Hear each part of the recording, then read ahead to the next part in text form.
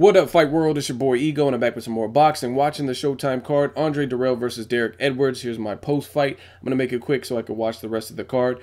And I thought Andre Dirrell looked good in there. One thing I really, truly like is the fact that ever since he left 50 Cent SMS Promotions, he's been a lot more active. I think he's fought 3 times in a short period of time versus when he was with 50, he had long, dry spells where he was very inactive. So it's good to see him getting more work. As far as his performance, I have no complaints. Some people will have complaints. I've had people already leaving me comments on Instagram saying, oh, he should have got this bum out of here, or he should have got. Some of you guys, I really truthfully feel you don't know how boxing actually works. And it's cool. Knockouts are exciting. I like a knockout too, you know what I'm saying? Highlight real stuff too. But again, I would hate to see some of you guys as actual trainers to these fighters, because what you would do is you would get your fighter knocked out. You know what I mean? You would get him Pacquiao in the Marquez fight. Perfectly winnable round, and you end up getting him knocked out because you get overconfident or you try to play your opponent cheap and you get slept. He was doing whatever he wanted. It was basically target practice. It really looked like a sparring session. It looked like he was baiting him and talking shit and just having his way with him. I like Dirrell's punch variety. He shows a good movement as well as defense. Then he mixes some offense in there. So I really liked how he looked. He looked sharp to me. Again, you're not going to knock everyone out. Some dudes are just tough. Some dudes can take a beating. They can take a punishment and keep on ticking.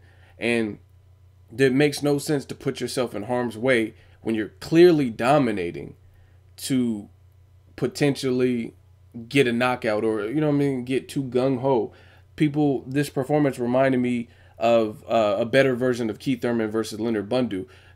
Like, I don't know, for whatever reason, I expected more with the Bundu. I thought it was going to be more entertaining. Bundu didn't come to fight.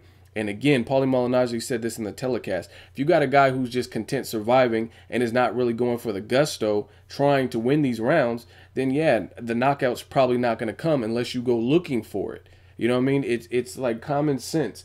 If you got a guy who's just content and he's not really trying, then that means you have to try to seek and destroy and potentially leave an opening for a desperate opponent. That's stupid. You know what I mean? So Andre Dirrell pieced up this man easy. And this is also the dude that stopped Badou Jack, or Badou, or whatever his name is, Badou Jack, who's with TMT and Floyd Mayweather. So it is a potentially dangerous opponent. You know what I'm saying? You don't want to take anyone lightly. Andre Dirrell said post-fight that he had felt something in the mid-rounds where his hand was hurting. But he said there's no excuse. I was still throwing the hand. It just, I'm getting better. You know what I mean? And it's, again, a guy who was inactive for a period of time, who's just getting back in the swing of things and stuff like that. So I don't blame him. He said it was my first 12-fight, 12-rounder in quite some time. So I mean, I thought I had no problems with how he fought. Some people do. Post-fight, he called out Carl Froch for a rematch. I thought he beat Carl Froch the first time. It was a good fight, competitive fight, but I had Dirrell winning. I thought that was pretty much a robbery because they fought in the UK, and Dirrell was not the favorite.